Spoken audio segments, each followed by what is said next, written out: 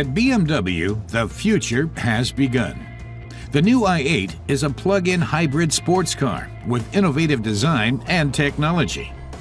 The spacey ecological Sportster looks as if it came from another planet, or at least another century. Back to the Future sums it up when you see the new Beamer, a many-faceted attention-getter.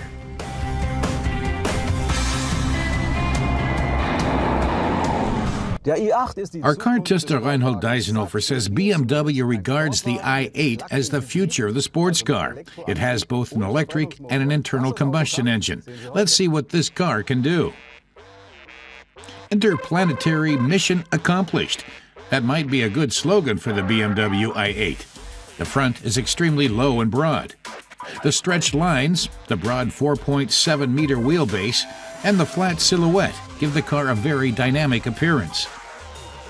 The rear is an eye-catcher, and its wing-shaped taillights are futuristic without looking out of place. The scissor doors set an optical highlight and fit perfectly in the overall appearance. LED lamps front and back are standard equipment. The i8's battery can be charged from any outlet. Plugged into a wall box, it's charged in under 2 hours. Reinhold Deisenhofer explains that to compensate for the 200-kilogram electric drive, the chassis is made of lightweight carbon fiber. And you can see that, for example, on the undersides of the scissor doors. The workmanship is flawless, and the car handles well, like a typical BMW. The exterior sportiness extends seamlessly to the interior.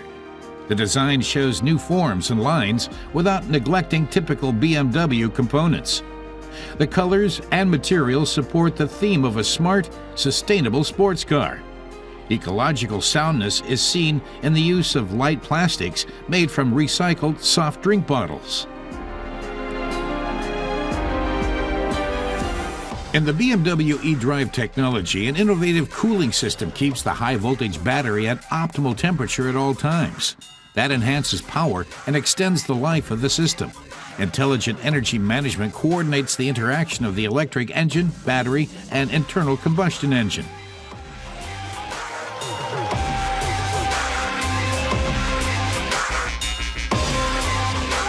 BMW's i8 project manager Karsten Breitfeld says the company wanted to build a sports car for the 21st century that combined the reduced emissions of an electric car and the emotional appeal of a sports car. The challenge was to do it in one vehicle concept. BMW cut its standard 6-cylinder engine in half, inserted it sideways in the i8, and gave it a turbocharger and an electric motor as companions. Thanks to the lightweight carbon fiber chassis, the result is a plug-in sports car weighing only 1,490 kilograms. Our car tester says the i8 is a real road hugger.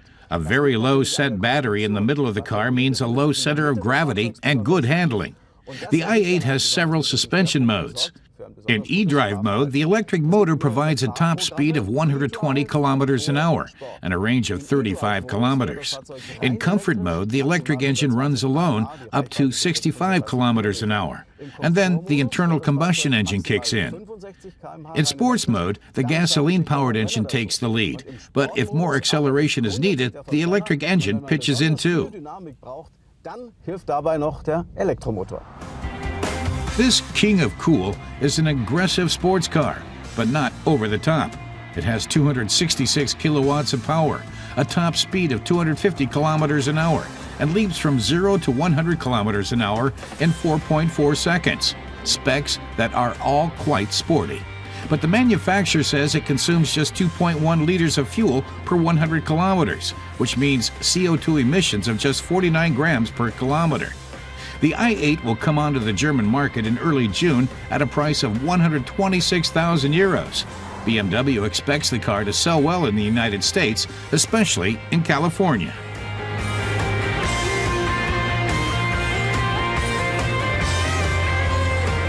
Reinhold Deisenhofer says the i8 may well represent the future of the sports car. It consumes only half the fuel its rivals do, and its design has the future on its side. Deisenhofer's only criticism is that you have to be a bit sporty yourself to get in and out of the car. If you want to wield the power of the future but experience it in the present, start saving your pennies.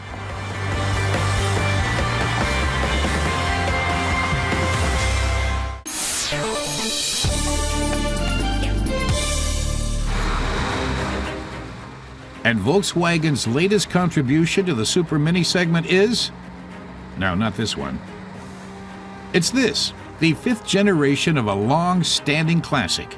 And it's had a facelift.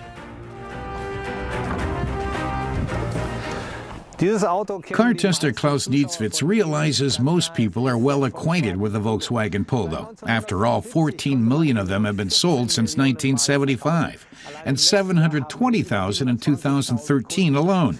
That makes the Polo one of the world's most popular subcompact cars. Now he's going to show what it's got and what it can do on a spin around Lake Tegernsee.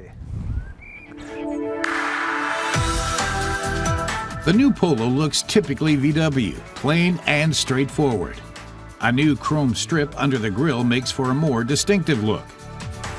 The rear of the new Polo also leaves a dignified impression.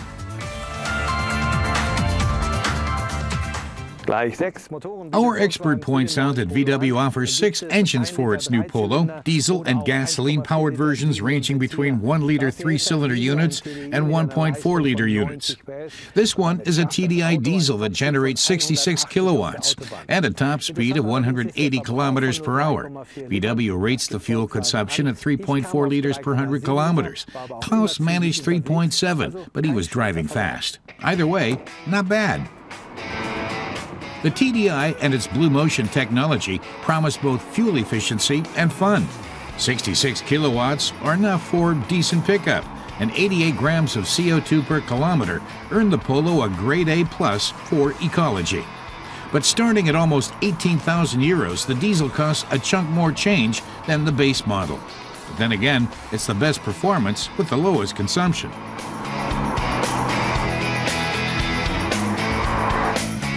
The handling makes it fun to drive in terms of both agility and comfort. The Polo can hold its own on country roads as well.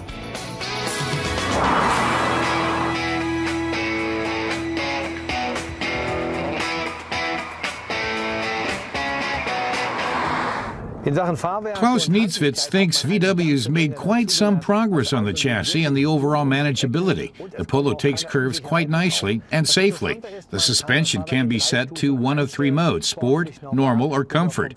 Unlike with certain other cars, the difference is actually noticeable. The Sport Select suspension is available for an extra 380 euros. Typically for the Polo, its highly responsive steering suits it ideally to cities full of narrow streets and alleys.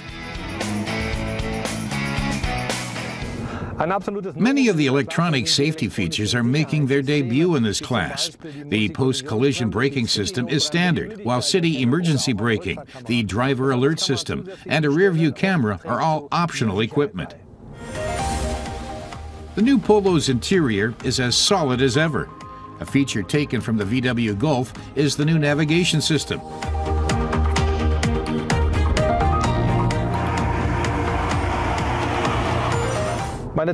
After his test drive, Klaus is surprised by the new suspension system, its handling, performance, equipment, and design. He's decided it's one of the great Super Minis. The base model starts at 12,450 euros with a 45-kilowatt gasoline engine. That's not enough power for him. 66 kilowatts are the much better choice for driving a car full of people on the Autobahn. The Polo has come a long way in nearly 30 years, as can be seen by the new version. The standard and optional assists are setting a new benchmark for the segment.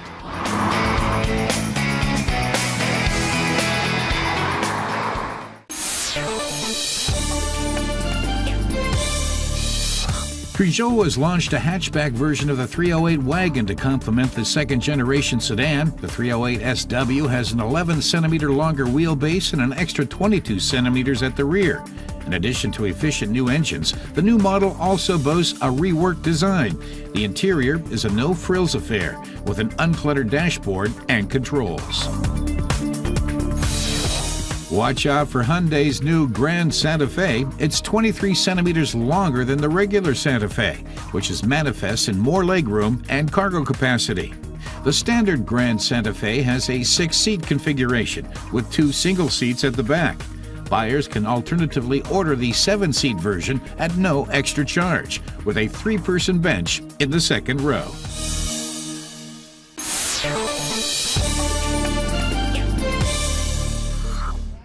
Ines Petri is in Gothenburg to get hands-on, or rather hands-free experience with autonomous driving, although we do have a human driver on board too. So Andreas, I have a driver's license. Why am I not allowed to drive the car? Yes, this is an early prototype of our autonomous vehicle, and the system is not complete yet, so I still have to supervise the system, and I still have to take care of some scenarios by myself, but it will give you a preview of the future of commuting. At first glance, this looks like any other Volvo S60. In fact, it's fitted with radar sensors, a front view camera, and GPS. Let's see how it copes with traffic in Gothenburg. On the Beltway, Andreas shows us how the car drives itself on certain sections. I will activate the system now. So I just push this button. So now I can let go of my hands. And the system will adapt to the traffic in front. It will reduce the speed when necessary, and it will follow the lane. I have removed my feet from the pedals, so it handles acceleration and brakes, and also the steering by itself. Autonomous driving is gaining traction in the automotive world, and Volvo is not the only car maker researching the possibilities. What makes the Drive Me scheme in Sweden special is that it boasts an all-round package. It's a joint initiative hooking up Volvo's technology with the city of Gothenburg, as well as government agencies.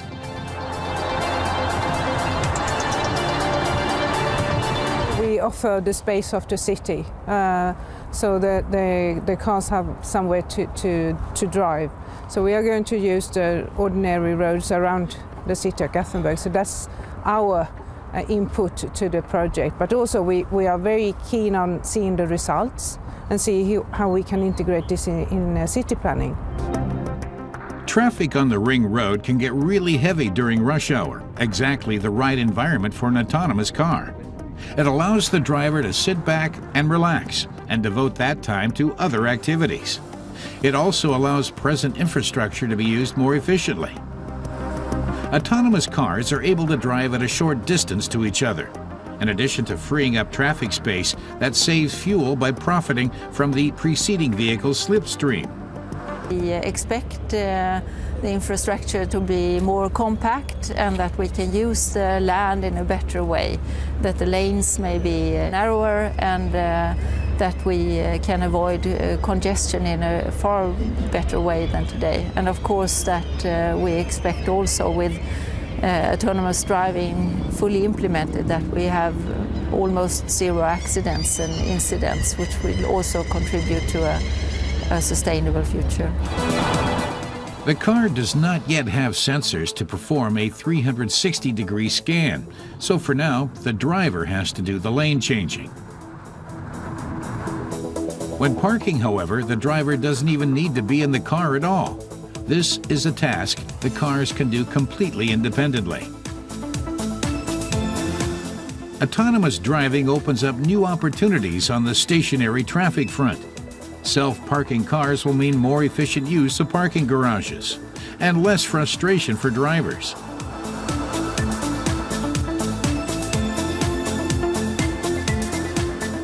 A look ahead to the future.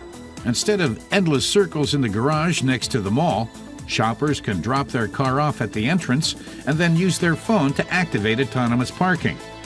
The vehicle sets off and uses sensors to localize and navigate itself to a free space.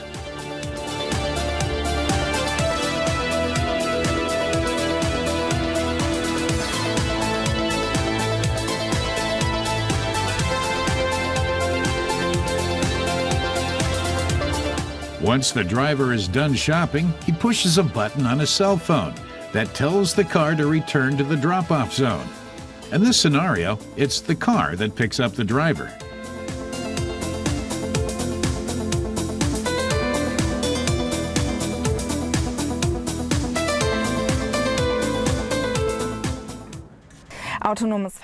Ines is sure this development will make driving safer, but as it ultimately depends on the driver, there's an attention sensor. It monitors the movement of the driver's eyes, even if you're wearing glasses. If the driver is unable to retake control because they've fallen asleep or is unwell, the car will engage certain measures to alert them. That might be a pull on the belt or shaking the seat. If the driver fails to respond, the car will exit traffic and park itself.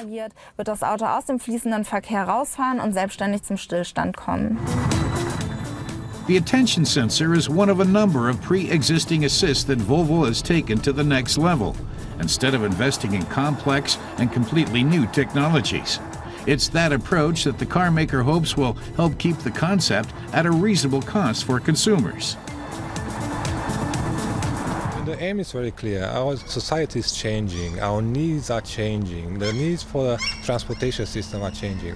This is why we are here, to make this revolution, to give people back their time and do this in a safe manner, and also thinking about the environment. It's important that the package is affordable. Otherwise, we cannot make any impact on the society. We cannot give you, our customers, the benefit. Volvo is also thinking of its own future too, of course. Future cars catering to future needs are bound to sell well. But then there are the legal complexities. Who is liable if an autonomous car has an accident?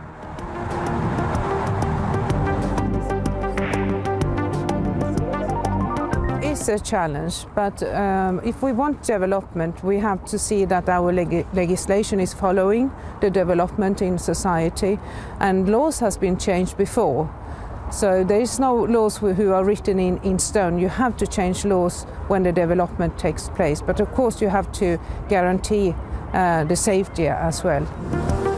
2017 will be crunch and hopefully not crash time for Volvo. The Drive Me scheme envisages letting loose 100 cars on selected streets in and around Gothenburg by then. The autonomous fleet will explore the social and technical challenges involved in hands-free driving, the next step in the evolution of the driverless car.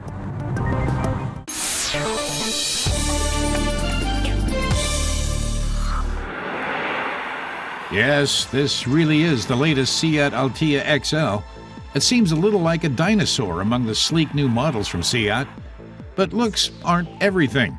For 2015, Seat has enhanced the compact MPV with new technology.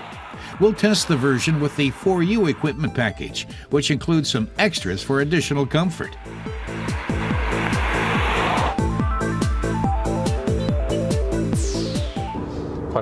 Our car tester Emanuel Schaefer says the Altea XL's exterior hasn't changed much since 2009. It doesn't speak the design language of all the new Seat models, and so it seems a bit old-fashioned. Car buyers are indeed used to a different, more angular design these days. The Altea is more rounded, with sporty details. If that's what you like, the XL could be for you. In this model, XL stands for the size, and the 4 for the four-wheel drive, which helps you tackle tough terrain.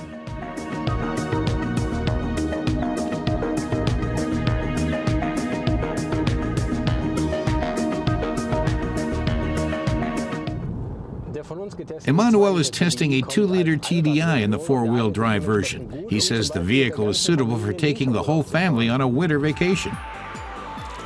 Our test car's engine produces 103 kilowatts. The 6-speed manual transmission shifts crisply, and top speed is 198 kilometers an hour. Acceleration from 0 to 100 kilometers an hour takes 10.1 seconds, which isn't exactly blistering, but the Altea is still powerful. Seat says the Altea XL consumes 5.7 liters per 100 kilometers, but we burned a little more fuel during our test. At 6.5 liters per 100 kilometers, the Altea isn't a guzzler, suiting it for long distances, but the driver's seat is a bit hard for a long drive. The Altea's interior is simple, which is not necessarily a problem. There's nothing to disturb or distract the eye.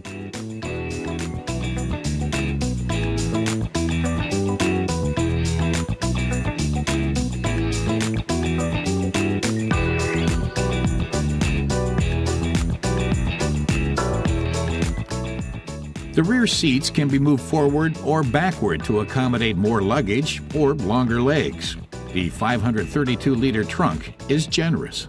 Emmanuel says the steering wheel feels good in your hands and lends sportiness to the whole interior. The dashboard has a nice, clear layout with no unnecessary buttons, and the workmanship seems pretty good. So the Altea XL combines sporty handling with plenty of practical features that will appeal to car buyers. The version we tested cost 25,890 euros in Germany, a reasonable price for what's delivered.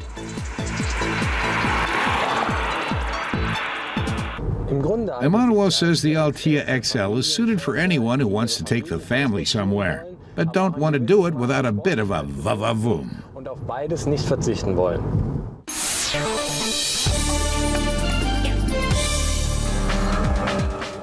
Berlin's Police Heritage Collection highlights a fascinating chapter of the city's turbulent past. From the end of World War II until the fall of the Berlin Wall in 1989, the city was divided in two, a division also reflected by the East and West police forces. Former officers have acquired and restored these pieces of history on wheels.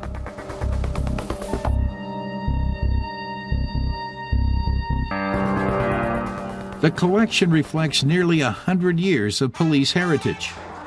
A good way to keep the vehicles in working order is to keep them moving. This personnel carrier is a 1955 Mercedes 311 used by the West Berlin police until the 1970s. The truck engineering of the time was robust and easy to learn, even for today's drivers.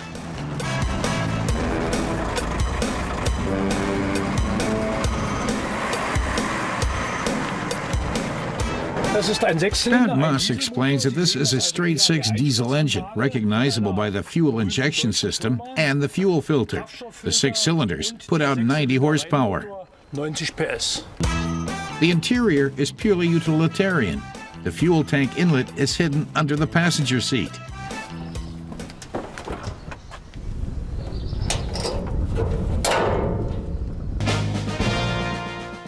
The collection has 2 EMW 240-2s, the successor of the BMW 326. They were built in Eisenach, East Germany in 1954. The 6-cylinder, almost 2-liter engine made 57 horsepower. Former Eisenach police officers keep the vintage East German police vehicle rolling so that it gathers no moss. The Police Heritage Collection's VW Bug patrol car is still in street cruising condition. Bernd Moss boasts that the 68 Bug is the pride of the collection. It was the last VW Bug to be acquired by the West Berlin police, and it was in service till the mid-1970s. The Chase is a police show staple, and real-life criminals do try to get hold of fast getaway cars. The Citroën Traction Avant even gained a reputation as a gangstermobile. Its engine wasn't the most powerful, but its advanced front-wheel drive gave the Traction Avant downright sensational handling for the day. Word quickly got around in criminal circles.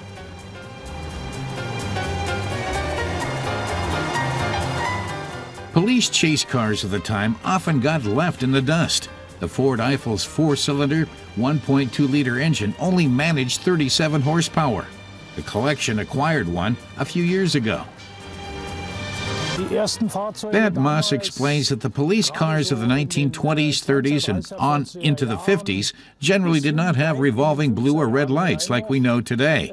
This signaling device was an ordinary searchlight with a blue filter on it. Diese Sondersignaleinrichtung war ein ganz normaler Suchscheinwerfer mit einer blauen Scheibe.